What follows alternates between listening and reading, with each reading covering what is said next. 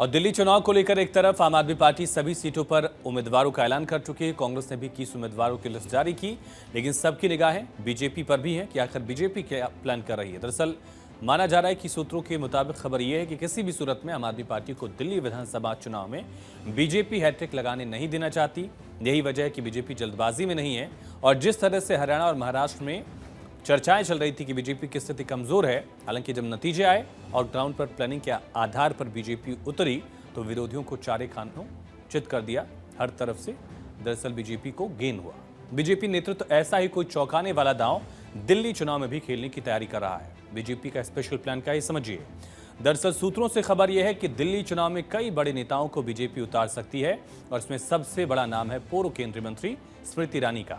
स्मृति ईरानी ने दिल्ली के वरिष्ठ नेताओं से मुलाकात की, ऐसी भी खबर है, और उनके दिल्ली विधानसभा चुनाव लड़ने की अटकलें भी तेज हैं। इसके अलावा पूर्व सांसद प्रवेश वर्मा के अलावा पूर्व सांसद रमेश बिधूड़ी, पूर्व केंद्रीय मंत्री मीनाक्षी लेखी, डॉक्टर हर्षवर्धन का नाम भी चल रहा है। नई दिल्ली सीट से केजरीवाल के खिलाफ प्रवेश वर्मा को टिकट दिया जा सकता है। पूर्व सांसद मीनाक्षी लेखी को लाजपत नगर से टिकट देने की चर्चा है। रमेश बिधूड़ी को कालकाजी विधानसभा सीट से मुख्यमंत्री आतिशी के खिलाफ टिकट देने की चर्चा चल रही है। रमेश बिधूड़ी को लेकर तुगलकाबाद विधानसभा सीट का भी नाम लगातार चल रहा है। आशीष सूद और पूर्व मेयर नरेंद्र चावला का भी लगातार इसी तरह से नाम चल रहा है, अटकलें चल रही हैं।